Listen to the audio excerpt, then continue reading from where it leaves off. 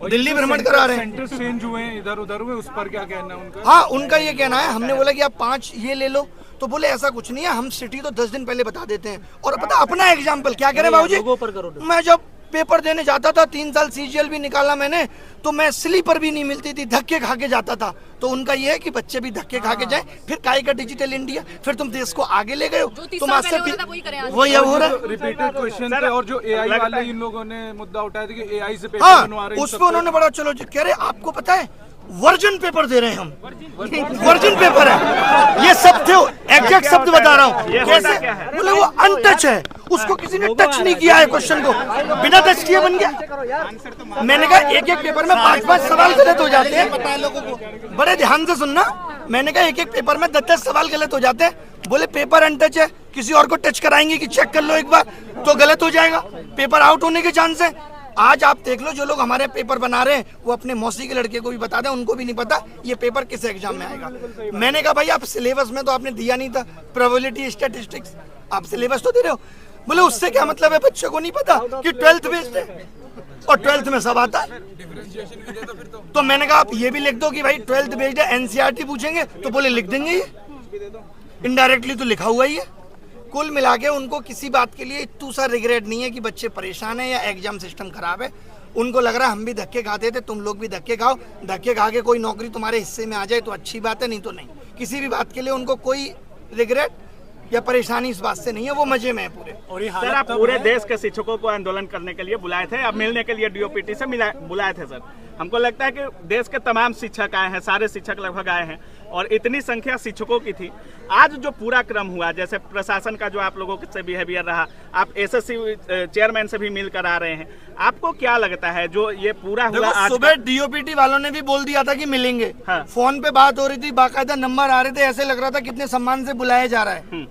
तो आप सुबह से देख रहे हैं हर चीजों को सर, और पहले से भी लगे हुए हैं। कितना उम्मीद है कि आपके इस रिफॉर्म वाले आंदोलन से, इस मीटिंग से कुछ प्रभाव पड़ेगा या कुछ अंतर देखने को मिलेगा, कुछ सुधार होगा? लेके आए, जितना ज्यादा से ज्यादा बच्चा यहाँ के बैठेगा तो इस सिस्टम को ठीक करके ही जाएंगे, क्योंकि इतनी कमियां है ना। जैसे हमने बोला माउस और कीबोर्ड, हाँ ये मानते हैं थोड़ा माउस दिक्कत कर रहा है हर जगह माउस। हमने बोला एक बच्चा पीटा गया, बोले अच्छा बच्चा पीटा गया, वीडियो कहाँ दिखाइए, लिंक दे दिया कि भाई ये वीडियो है।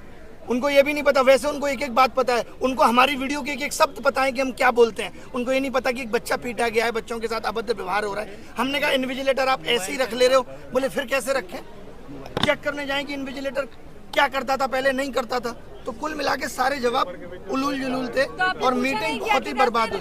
जो फीस लेते हैं वो किस बात की लेते हैं अगर आप व्यवस्था ही नहीं करवा पा रहे हैं? फीस ले रहे हैं, गलत क्वेश्चन का पैसा ले रहे हैं, बस्ता रखने का पैसा ले रहे हैं, कह तो रहे हैं जो पैसा ले रहे हैं उससे रोडें बन रही है, आप तो देख ही रही हो। बच्चों की बेरोजगारी का रोड बनवाइए। एसएससी कमीशन को ये बोलना चाहिए कि गलत सवाल के आंसर का 100 रुपए आपकी रोड बनाने में लग रहा है। और सच में रोड भी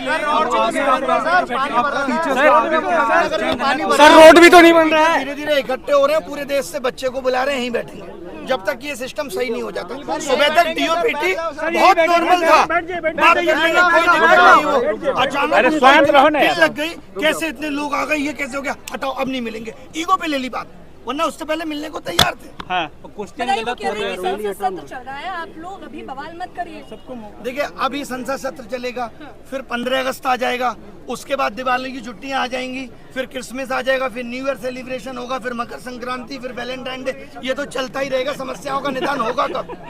उनका क्या होगा? ये सरकार की जिम्मेदारी नहीं है। सर जिनका लास्ट अटेम्प्ट है उनका क्या? लास्ट अटेम्प्ट पे मैंने पूछा कि आपके पास तो डीओपीटी से लेटर भी आ गया था, तो बोले उन्होंने यही तो कहा था कि इसको अग्रेसित करो, हमने कर दिया, रिजेक्ट कर दिया।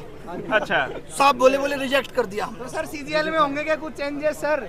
कह रहे सीजीएल बहुत अच्छे से कराएंगे। सर कब कैसे डेट भी तो देते सर डेट भी तो देते। लगा तो उनकी बातों से पोस्टपोन होने वाली बात में शायद ना हो, लगा है। लेकिन उन्होंने एक बात और कही, जब आप शुरुआत में आप लोगों ने वीडियो देखा होगा, उन्होंने कहा आंदोलन करने की जगह जंतर मंतर है, तो आप लोग जंतर मंतर आइए वहाँ नहीं। हाँ मतलब ये कि आप जंतर मंतर पे जाके बैठो, अभी आप यहाँ ज्यादा बैठने लगोगे, इनको लगेगा यहाँ बहुत ज्यादा भीड़ हो गई, तो यहाँ भी ये कहने लगेंगे अब यहाँ भी मत बैठो, तो आदमी कहाँ बैठे? सोशल मीडिया की आवाज आप सुन नहीं रहे, तो कैसे भी तो आदमी अपनी आवाज पहुँचाएगा। सरकार इतनी बहरी कैसे हो सकती है? बच्चों के साथ जो अभद्रता की गई उसका क्या जवाब मिला?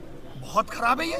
लोग, बच्चे छोड़िए, आप टीचर्स पे लाठीचार्ज, उनको गलत तरीके से जबरदस्ती बस में बिठा के ले जाना ये कितना गलत है। और वहाँ पे क्या कर दिया था, टीचर ये कह रहे थे कि भाई 4 लोग हम में से डीओपीटी मिनिस्टर से मिलना चाहते हैं, लेकिन उनका ईगो आज इतना बड़ा है कि वो किसी से नहीं मिल सकते। बात भी नहीं सुनेंगे बच्चे। मैं आप सबको कैमरे के माध्यम से बताना चाहता हूं कि ये 1 साल की भर्तियां 3 लाख करोड़ का घोटाला है और वक्त आने पर इन सबके प्रूफ दूंगा। 3 लाख 3 लाख करोड़ के घोटाले। आप क्या अपनी नौकरी से 50,000 रुपए की उम्मीद कर रहे हैं जहाँ इतने बड़े बड़े स्कैम चल रहे हैं? ये एडुकेटी का आना इतना आसान नहीं है।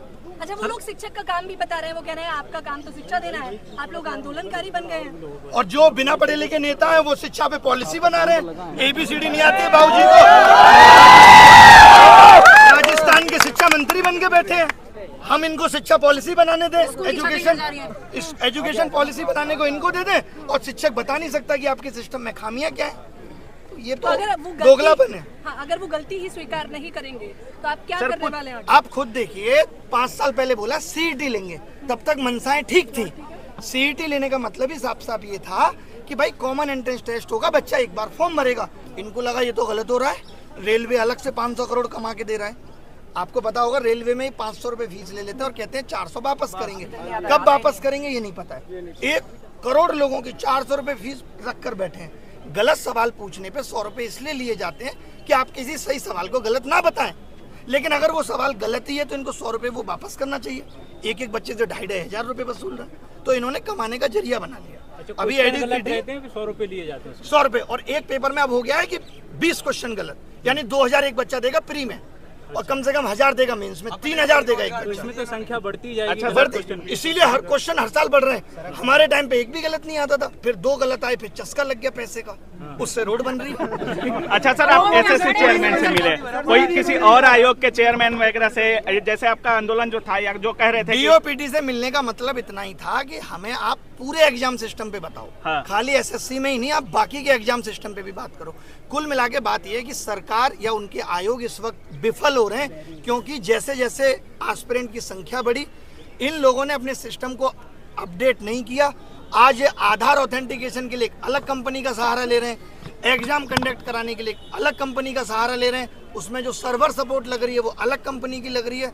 आगे आने वाले वक्त में करप्शन होगा तो आप यही नहीं पता लगा पाएंगे कि किस कंपनी ने लीक किया। शुरू में जब आपने बोला कि हम माथा टेकेंगे गुरुद्वारा में, तो वहाँ जितने शिक्षक जा रहे थे वो उनका कहना था कि वहाँ खोज रहे हैं कि अभिनय शर्मा कौन है। मतलब वही गुरुद्वारा में माथा टेकना जितना मुश्किल हो गया है कि टीचर जाके 50-60 गुरुद्वारे में माथा नहीं टेक सकते, कोई बच्चा तो वहाँ था नहीं। आपको क्यों खोज रहे थे लोग? सर ने सबको एकजुट किया है, क्योंकि ये सबको पहली बार हुआ बुलाया है। और हमने आह्वान किया। एकजुट आपने किया। वही क्या कर लेंगे इससे, मुझे खोजने से क्या, मैं तो हर बहुत जगह सारे अवेलेबल शिक्षक हूँ। को डिटेन कर लिया गया, आप कैसे बच गए सर? बाल बांका कर ले, मैं तो कह के आया था। मैं कौन है वो जो भागता है? मिल्खा सिंह से तेज भागता हूँ मैं। अभिनय सर जी जिंदाबाद। ये मत करो प्लीज, मत करो। हम लोगों को शांति से यहाँ बैठना है, शांति से यहाँ बैठना है। जब तक बैठना है, जब तक मांगे नहीं मानी जाएंगी। और पूरे देश के युवा को बुलाना है। कमाल की बात यह है कि सब लोग आ जाए, चाहे वो रेलवे। 7 साल से शिक्षक भर्ती नहीं आई, बताओ। बेटा है देर की बातचीत में कहीं आपको लगा कि मतलब सर मोदी जी को ढीला करना है। मिला है? कहीं नहीं, कोई भी ऐसा आश्वासन नहीं था जो ठीक मिला है।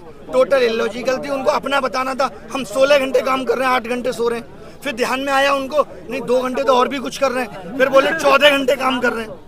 तो उन्होंने बस यही दिखाया हम बहुत काम कर रहे हैं बच्चों के लिए। हर एक बच्चे की समस्या को सुन रहे हैं, हर एक बच्चे की समस्या का निदान करने की कोशिश कर रहे हैं। कुल मिला के सरकार, एजेंसी और आयोग तीनों मिले हुए हैं और सबका एक ही उद्देश्य है, किस तरीके से युवाओं से पैसा वसूला जाए। अच्छा, आप देखो आप ये